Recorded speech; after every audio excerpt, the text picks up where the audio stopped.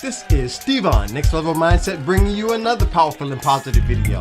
So the first tip that I want to share with you as a bonus is to let you know, get right into your content. Whenever you record your videos, get right into the content as quick as possible. We want to get right into the meat of the content. I remember when I first started my relaunch, when I first relaunched my channel, I made some YouTube videos, didn't really know what was going on, and I had like 5 or 10 second B-rolls going in even before I start telling the people. Here's the key. When you click on a video, when your viewer clicks on the video, they want to make sure some way that they're in the right place. They want to be affirmed right away that I am going to get what I come in to get. So as soon as your video starts, let them know they're in the right place. Then you can do other things, but let them know this is where you are. So this is the first power tip that I want to share with you.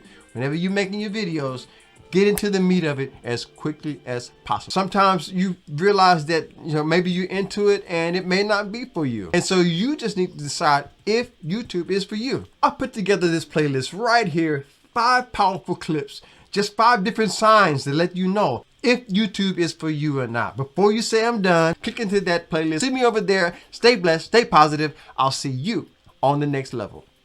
Peace.